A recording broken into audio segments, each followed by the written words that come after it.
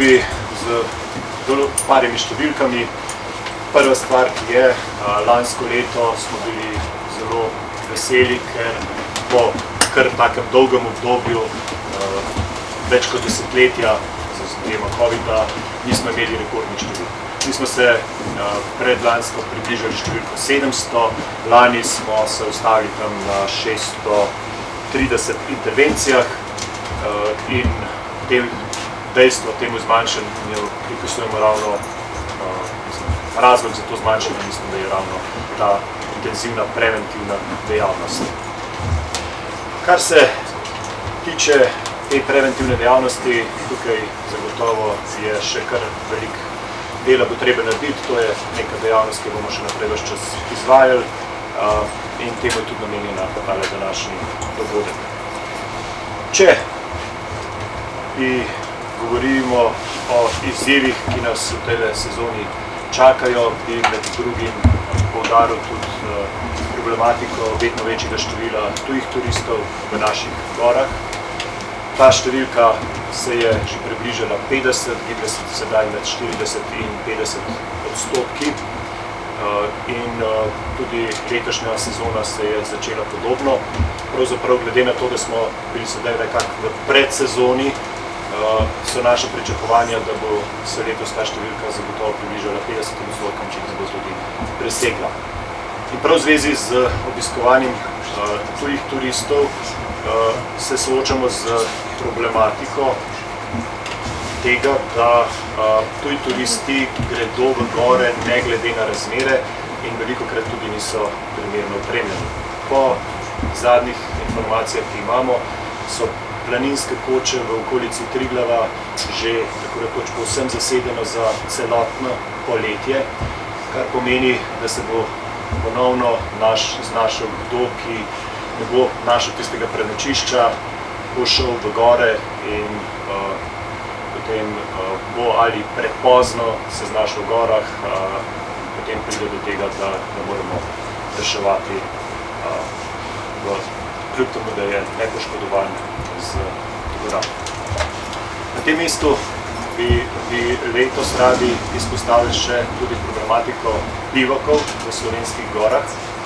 Bivaki so neka tradicionalna zavetišče, ki jih je kar nekaj v slovenskih gorah in so bili v preteklosti predvsem namenjeni alpinistom zaradi skrajšanja jutranjega dostopa do sten, do zahtevnih alpinističnih vzponov in so nudili tisto nujno zavetje in seveda tudi v primeru nekih izjemnih dogodkov, da so se lahko predvsem alpinisti v te bivake zatekli.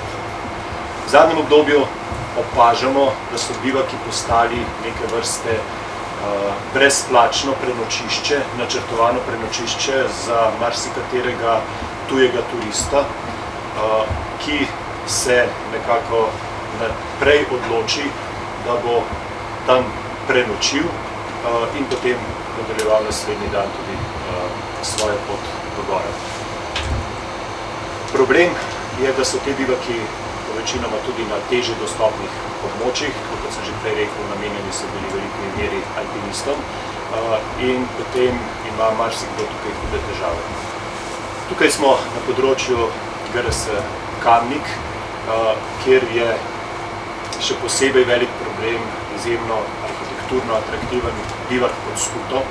Če pogledate socialna omrežja, se ta bivak redno pojavlja kot neka zelo zaželena lokacija in naj omenim, da v lanskem letu je bilo kar 10% vseh intervencij, ki jih imel GRS Kamnik, da so večinoma spravljali z tega bivaka nepoškodovane tuje turiste, ki so se nekako še uspeli prebiti do bivaka, potem pa zaradi takih drugačnih razlogov niso uspeli se vrniti v dolino.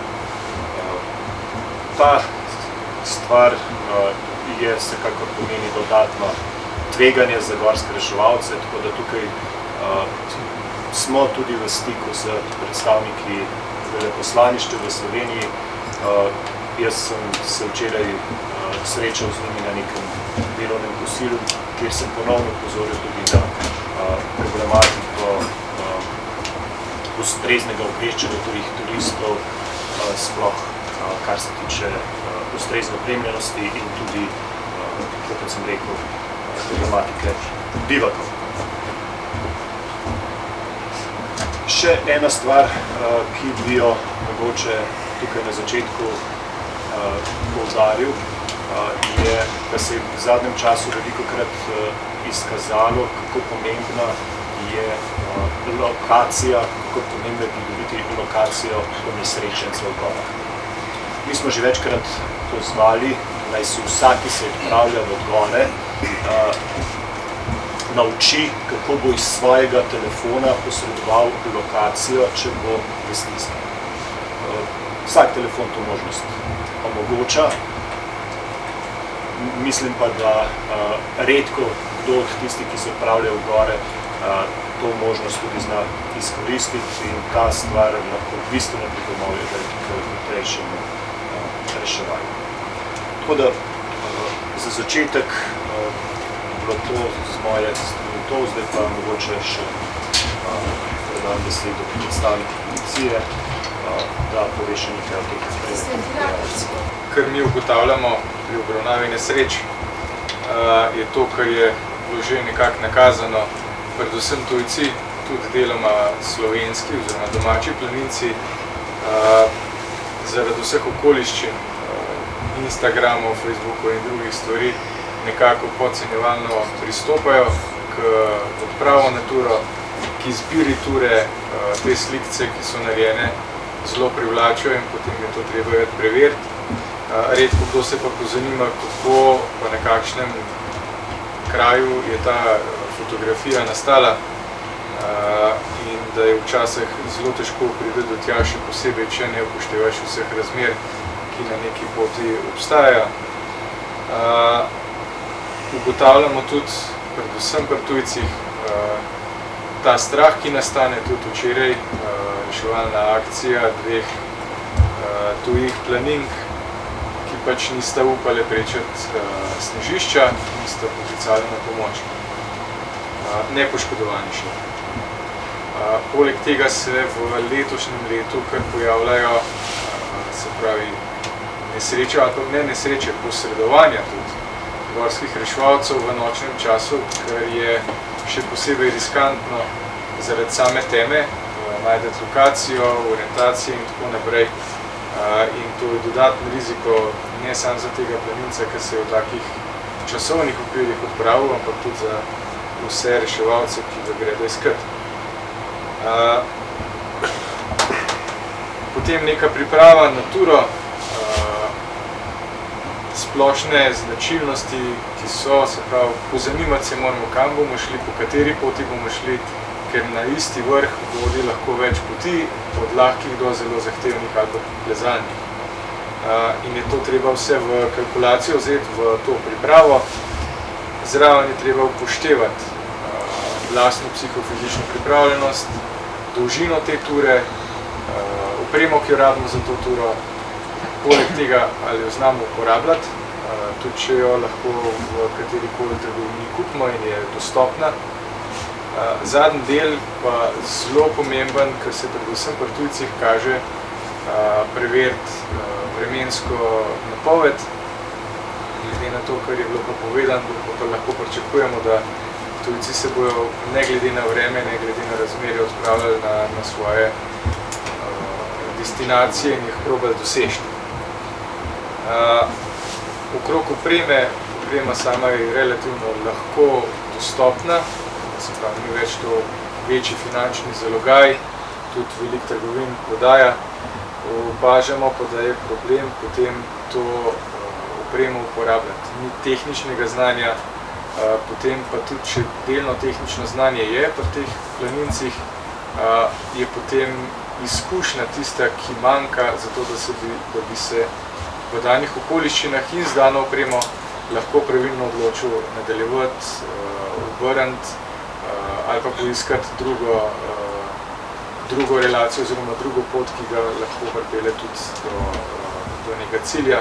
To, kar je tudi predsednik zveze že izpostavil, rokovanje z telefoni, ki jih vsi imamo, ljudje ne izkoristijo potencijala, ki ga telefon nudi, tudi takrat, ko ni, bom rekel, prevezan na omrežje.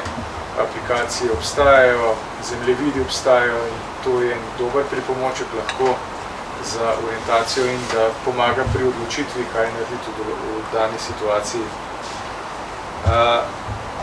Tudi to rek, da ni, bom rekel, ni slabega vremena, je samo slaba oprema, glede na vse, kar sem povedal, ne drži, zato ker ljudje ne znajo to opremo potem pa izkoristiti. Uporabiti tako, kot jo lahko nekdo, ki ima izkušnje in je vešč, uporabe vse te opreme. Velikokrat tudi podcenjujejo, predvsem tujci, te naše hribe, ker pogledajo na splošno oceno ali pa informacijo o Sloveniji in vidijo, da je najvišji vrh 2800 metrov, pa še nekaj, kar v primerjavi z Avstrijo ali pa Italijo to kaj posebenega. Potem pa pridejo k nam in ugotovijo, da je pa tehnični del dostopa na nek nižji vrh precej lahko bolj zahteven kot pa marsikateri vrh v tujini. Bi pa potem tle iz tega mesta naprej apeliral na vse, ki se odpravljajo v gore, da vse to, kar je bilo povedano, upoštevajo.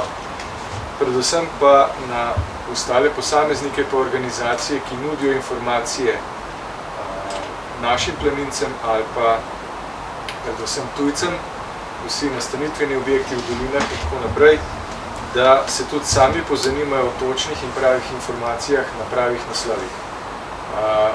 Do tega informacij pridobljene z Facebooka, Instagrama in tako naprej ne bojo kar precej skeptični in da se na uradne spletne strani, na uradne osebe, ki vejo, poznajo zadeve v gorah, obrnejo, to so Planinska zveza, Zveza gorskih vodnikov, Gorska reševalna zveza. Tam gor bodo dobili točne podatke, tudi Arso med njimi za vreme in tako naprej, točne pa preverjene podatke in se bodo na podlagi tega lahko lažje odločili, kam iti. Bi pa še trenutno opozoril, da to, kar se dogaja, pa kar sem prej omenil, v naših gorah je trenutno, pa nekaj časa še bo, kar precej snega v določenih območjih in so lahko tudi kljub junijskemu času razmere v gorah povsem zimske, kar pomeni, da se potrebujejo dereze, cepin in tako naprej, čelada, tako, in da je treba znati to opremo spet uporabljati. Se pravi, se je treba naučiti pa izuriti. In pa, da opozorilne table, ki so nameščene, običajno na začetku določenih poti, jih je treba upoštevati. V lanskem letu je bilo kar nekaj dežja, še od poplav naprej, določene stvari niso odpravljene in so lahko na določenih mestih planinskih poti skalni podori, a zdaj še sneg, potrgane jeklenice in tako naprej, ker pač markacisti ne morejo to v enem tednu se popraviti in je pač te opozorilne table treba upoštevati in prilagoditi turo. So pa vse informacije na spletu, predvsem na spletni strani Planinske zveze, ki skrbi za planinske poti. Hvala lepa. Zdaj, kar veliko smo že rekli glede problematike tujih turistov v naših gorah, ne smemo pa vseeno zanemariti dejstva, da je seveda več kot polovica po statistiko naših obiskovalcev gora, tako da vsi te napotki vsekakor veljajo prav za vse, ki se odpravljajo v gore. Zdaj, kar se tiče raznih intervencij, v zadnjem času je bilo že rečeno, da poleg tistih klasičnih nesreč, ki so se predvsem v preteklosti dogajale je vedno več tudi vseh ostalih različnih dogodkov.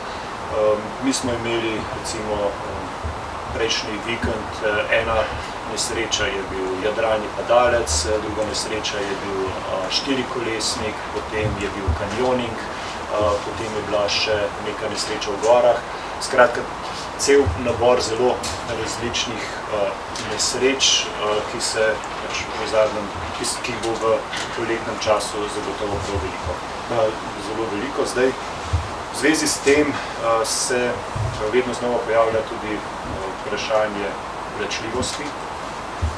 Tukaj ponovno poudarjam, da vsak, ki se znajde v težavah, naj pokliče na pomoč. Gorska reševalna služba, gorski reševalci bomo prišli vedno, kadar bo nekdo potreboval pomoč. Ne glede na to, zakaj se je znašel v stiski, ne glede na to, v kakšnem položaju je, ali je poškodovan ali ne poškodovan, naše osnovno stališče je bolje kakšna pot po nepotrebnem, kot kakšna pot potem s tragičnim izidom. Tako da tukaj zagotovo velja ta apel. V povezavi s tem pa vseeno informacije strani Uprave Republike Slovenije za zaščito in reševanje.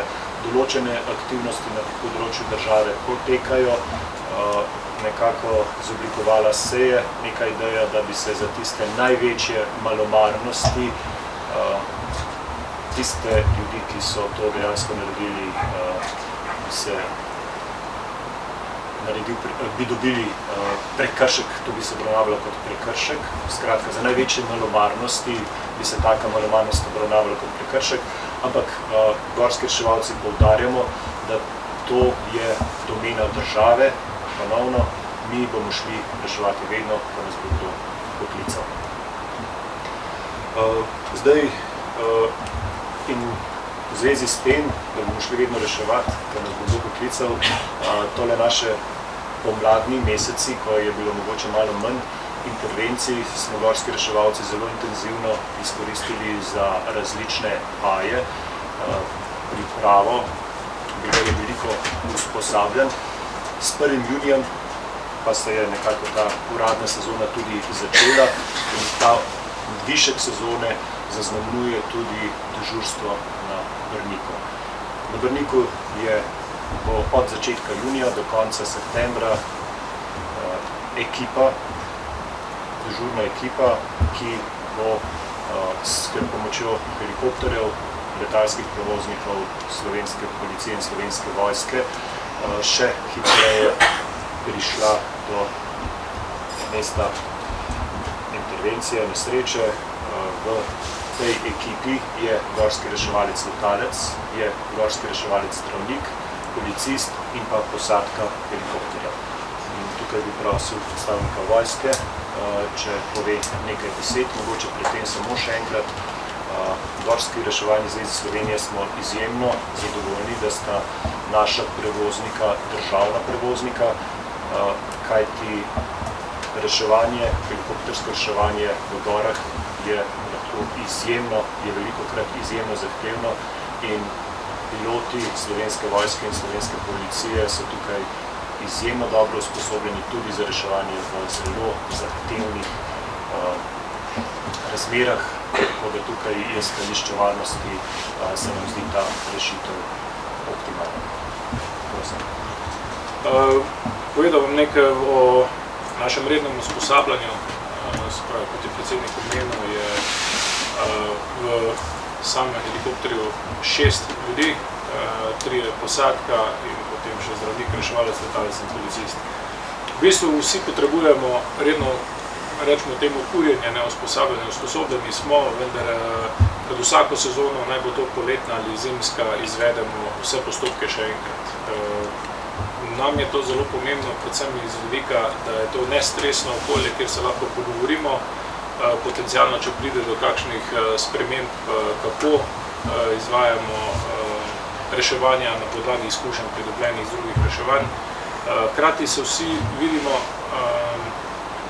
ker treba računati tudi na to, nimamo vsi enako količino izkušenj in v bistvu na ta način se bolje spoznamo in tudi nam da priložnost tudi za sodelovanje, se pravi vojska, policija, Gorska reševalna zveza in ostale ekipe, ki so zraven. Nam je pomembno, da to naredimo pred sezono, zato tudi za vse naše pripadnike in pripadnice, hkrati pa na ta način, bom rekel, bolj samozavestno stopamo v sezono, kot je bilo omenjeno, veliko intervencij, še posebej pa tiste najbolj zahtevne, pa zahtevajo celega človeka. In rekel tako, da na vsak izpit, če rečemo na vsakem reševanju izpit, je dobro biti pripravljen, ne da se učimo na izpitu. Kar se tiče pa samih izzivov pri reševanju je pa tako, se pravi, za usposobljenost poskrbimo, ne moramo pa vplivati na meteorološke pogoje. Tukaj predvsem veter, megla, dež nam lahko predstavlja težave in kot je bilo omenjeno, nekdo, ki prije iz tujine, je tu točno določene dni in zaradi tega ne izbira vremena, kdaj gre gor, kar pa potencialno predstavlja velike težave pri helikopterskem reševanju. To ne pomeni, da ne bo reševanja, vendar je treba potem peš na ta reševanja in posledično traja tudi dlje. Hkrati nam pa meteorološki pogoji predstavljajo omejitve, se pravi, kar se, če je fejst vroče, dosti visoko, predstavlja to omejitve na samih zakoplovih lahko, ampak imamo metode, kako to korigiramo in to je tudi stvar treninga, stvar goriva vzamemo zraven. Po drugi strani pa same omejitve zaradi vetra, kajti med samim reševanjem vetrnjem mora helikopter biti primer, še posebej v steni.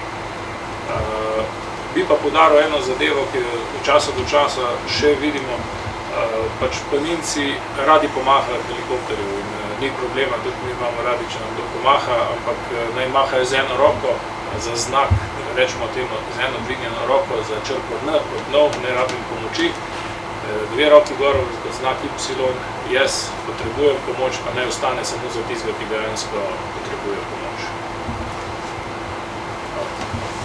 Hvala lepa. Še eno stvar bi tukaj res poudaril, kar se tiče helikopterskega reševanja. Tudi če je reševanje s helikopterjem, to še vedno zahteva svoj čas. Preden posadka poleti pride na določeno mesto, mogoče na drugi intervenciji, bo še vedno kar nekaj časa trajalo, da bo ekipa prišla do ponesrečenca, če pa slučajno niso razmere ustrezne za letenje, potem pa lahko ti dostopni časi so zelo dolgi in marsikdo se tega ne zaveda. Do takrat, ko bo prišlo do klica, ko bo ekipa lahko prišla nekam na vrh hriba, lahko traja tudi kar nekaj. Višinske razlike so pač take kot vse. In v zadnjem času imamo v gorah poleg kar nekaj nepoškodovanih, tudi veliko bolezenskih stanj. In v tistih primerih, ko pride do nekih bolezenskih stanj, kot sem rekel, dostopni časi so lahko kar dolgi, je pomembno, da vemo, kako ravnati v takem primeru. Velikokrat nam je lahko pomoč tudi zdravnik na telefonski zvezi, ampak malo več o tem naš zdravnik. In kot rečeno, poudarek medicinskega dela letošnje predstavitve pred glavno sezono so nenadno oboleli v gorah. Zdaj, če pogledamo statistiko, še vedno večji del predstavljajo tisti, ki jih rešujemo zaradi poškodb. Opažamo pa, da v zadnjem času narašča delež tistih, ki jim rečemo nenadno oboleli. Sem štejemo primere, ko se je nekomu nenadoma poslabšala že prej prisotna kronična bolezen ali pa je na novo nastopilo neko zdravstveno stanje, ki ga sedaj ogroža. V največjem odstotku gre za tako imenovano onemoglost pohodnikov, sem bi prištevali dehidracijo, razne primere slabega počutja zaradi neprimerno izbrane ture in podobno. Ob vse bolj popularni hoji v gore je namreč vse več takih, ki se tako ali drugače precenijo in se na turo podajo psihično in fizično nepripravljeni, nezmožni, nedorasli in pa slabo opremljeni s hrano, pijačo in eventualno tudi zdravili, ki jih redno ali po potrebi jemljajo. Med resnejšimi stanji, takimi, ki so lahko potencialno življenje ogrožajoče, je tudi akutni koronarni sindrom, drugi po pogostosti, zelo poenostavljeno, vidno to rečeno srčna kap. In stanje se lahko konča tudi s srčnim zastojem, to pomeni, da oseba potrebuje oživljanje. In to stanje kot tako je življenje ogrožajoče že v urbanem okolju, še toliko bolj nevarno pa v gorskem, torej slabo dostopnem svetu. Za razliko od tistih, ki jih rešujemo, ker so se v gorah poškodovali, je pa tipični predstavnik te skupine nenadno obolelih, to so recimo moški v 6. in 7. dekadi življenja. Zato je res ključno, da izbira ture, ki je primerna svojih sposobnosti, svojim zmožnostim, je ključna. V tem primeru lahko tudi ključna za preživetje. Zelo pomembno je, da se obiskovalci gora, ki imajo kronične bolezni, na turo dobro pripravijo, vzamejo s sabo svojo redno terapijo. Dobro je, da se pred tem posvetujejo svojim osebnim zdravnikom, sploh, če v gore ne hodijo redno, ali pa če se tja podajo po neki daljši neaktivnosti, po nekem daljšem obdobju neaktivnosti.